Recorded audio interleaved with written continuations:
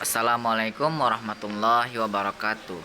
Perkenalkan, nama saya Irin Syaputra, NIM 19 14 08 0008. Saya dari jurusan Adisipa Fisika A BP 19. Di sini saya akan melanjutkan review materi yang terakhir, yaitu materi metodologi penelitian tentang analisis komponen skripsi dari berbagai jenis penelitian.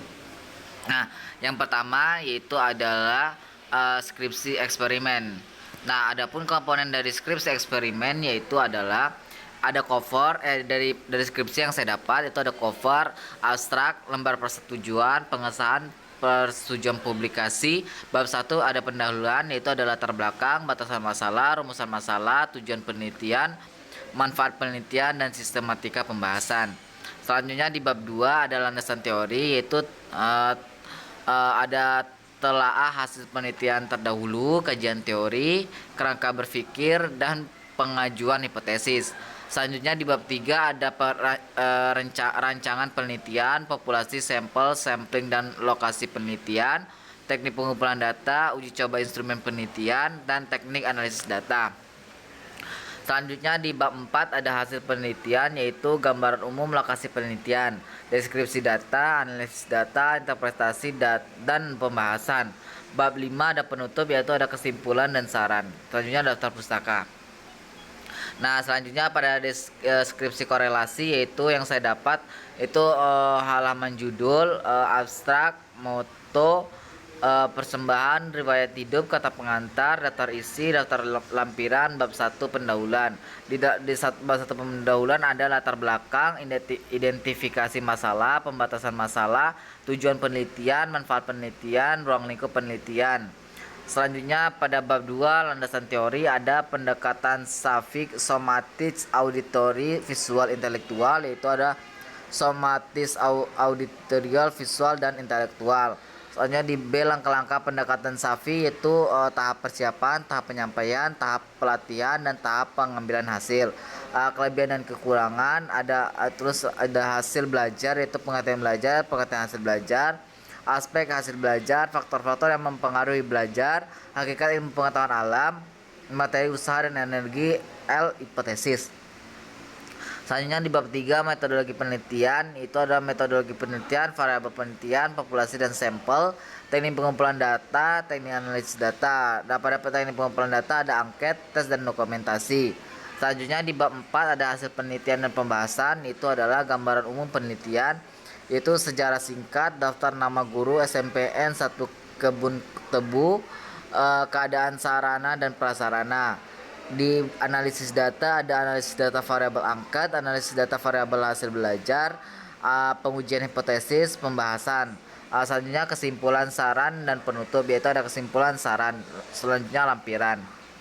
Nah, pada komponen skripsi R&D, yaitu ada halaman judul, halaman persetujuan, halaman pernyataan, halaman pengesahan, moto, persembahan, abstrak, kata pengantar, daftar isi, daftar tabel, daftar gambar, daftar tampilan. Bab 1 pendahuluan ada latar belakang, masalah ada identifikasi masalah, pembatasan masalah, rumusan masalah, tujuan penelitian, manfaat penelitian, spesifikasi produk, asumsi, dan keterbatasan pengembangan.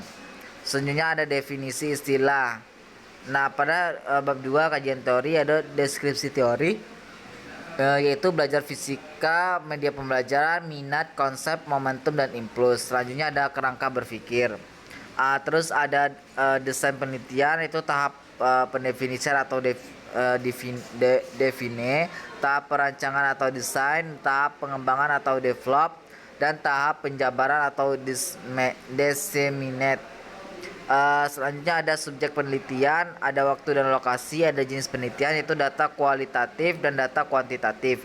Selanjutnya instrumen penelitian, ada instrumen validasi produk, instrumen uji coba. Selanjutnya ada teknik pengumpulan data, teknik analisis data, ada data kualitatif dan kuantitatif. Hasil penelitian dan pembahasan ada hasil penelitian, pendefinisian, define, perancangan, desain, pengembangan, develop, dan penyebaran, disseminate. Selanjutnya ada pembahasan hasil validasi media, nilai pretest dan post-test, hasil minat siswa, hasil angket, respon siswa. Ada penutup, kesimpulan, saran, keterbatasan penelitian, daftar pustaka, dan lampiran. Nah, selanjutnya pada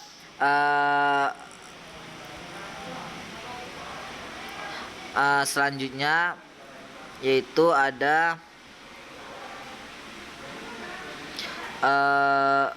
skripsi PTK, yang mana yaitu adalah halaman judul, persetujuan skripsi 1, persetujuan skripsi 2, pengesahan skripsi, pernyataan orisinalitas, persembahan, moto, kata pengantar, abstrak, daftar isi, daftar tabel, daftar gambar, bab 1 pendahuluan, latar belakang, batasan masalah, rumusan masalah, tujuan penelitian, manfaat penelitian. Pada bab 2 tinjauan pustaka yaitu kajian teori, itu meliputi pengertian model pembelajaran komparatif, model pembelajaran komparatif tipe STAD, tinjauan hasil belajar, kelebihan dan kekurangan model komparatif tipe Student Themes Achievement Division atau STAD, dan kerangka berpikir. Nah, selanjutnya ada bab 3 yaitu metodologi penelitian, setting penelitian, tempat dan waktu penelitian, sasaran penelitian, rencana tindakan, teknik dan instrumen pengumpulan data, itu teknik pengumpulan data, instrumen pengumpulan data, kisi-kisi instrumen hasil belajar.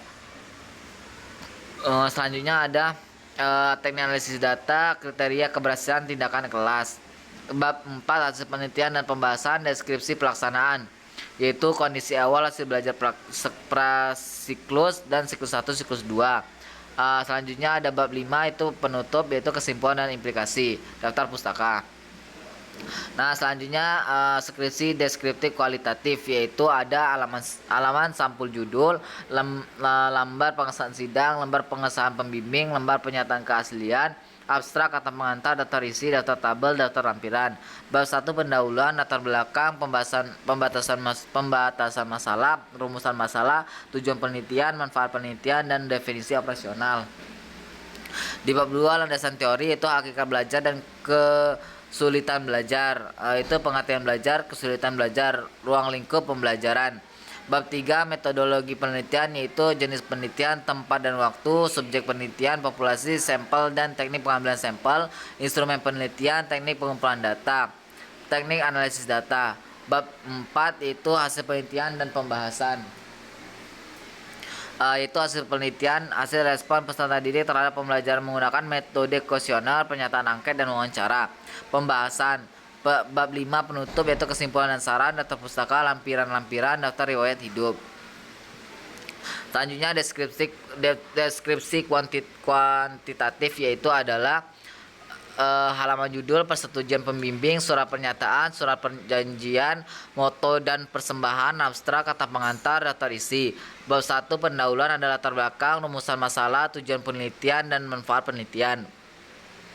Di bab 2 terdapat kajian pustaka yaitu konsep, yaitu pengertian pembelajaran, media pembelajaran, pengertian pembelajaran daring, manfaat pembelajaran daring, prinsip pembelajaran daring, aplikasi edumu, kualitas pembelajaran dan minat belajar, dan ada B kerangka berpikir.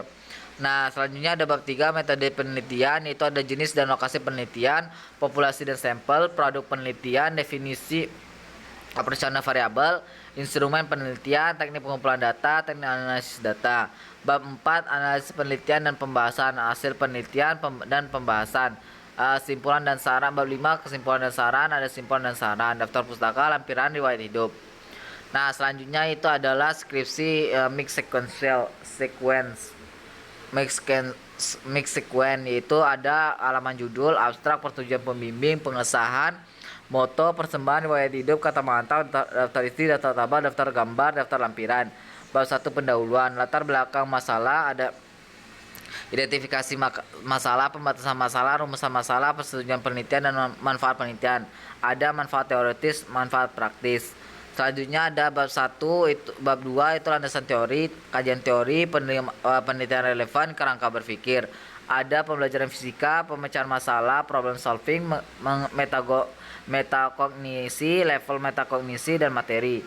Nah, selanjutnya ada bab 3 yaitu tentang tempat dan waktu penelitian, pendekatan dan jenis penelitian, populasi, teknik pengambilan sampel dan sampel penelitian, definisi operasional peneliti.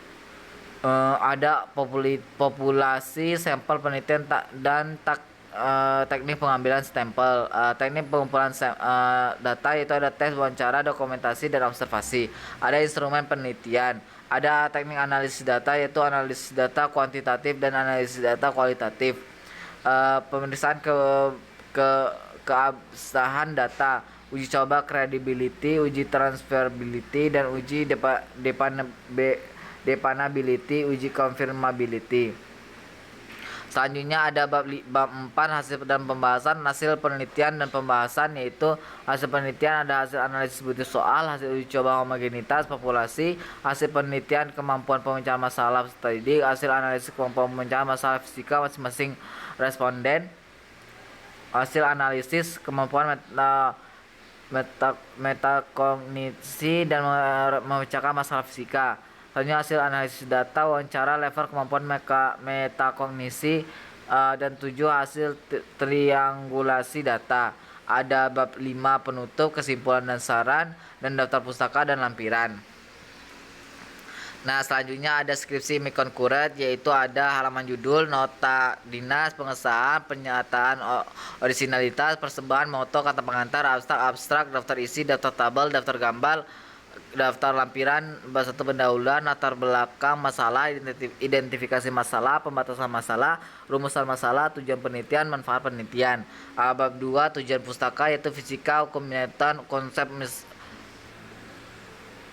konsep miskonsepsi, Curtain of Response Index, CRI, penelitian yang relevan, kerangka berpikir, tempat dan waktu penelitian, desain penelitian, tahap penelitian. Selanjutnya ada bab 4 hasil penelitian dan pembahasan. Hasil penelitian itu ada analisis tahap 1 kuantitatif, analisis tahap 2 kualitatif, dan interpretasi data kualitatif dan kuantitatif. Ada bab 5 penutup, kesimpulan dan saran, data pustaka, lampiran-lampiran. Selanjutnya skripsi kepustakaan, yaitu adalah halaman judul, nota pembimbing, pengesahan, moto, persembahan, surat pernyataan, abstrak, kata pengantar, daftar isi, daftar tabel, daftar gambar, daftar lampiran. Bab 1 pendahuluan ada latar belakang, identifikasi masalah, batasan masalah, rumusan masalah, tujuan penelitian, dan manfaat penelitian. Di bab 2 ada landasan teori, yaitu kajian teori penelitian yang relevan.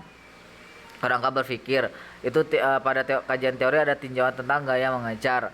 Selanjutnya bab 3 tentang metode penelitian ada jenis penelitian, sumber data, teknik pengumpulan data, teknik keabsahan data, teknik analisis data. Selanjutnya bab 4 hasil penelitian ada deskriptif data, analisis data. Bab 5 ada penutup itu kesimpulan dan saran, daftar pustaka. Mungkin hanya itu yang dapat saya sampaikan, kurang dan lebihnya mohon maaf. Terima kasih. Semoga bermanfaat. Terima kasih. Wassalamualaikum warahmatullahi wabarakatuh.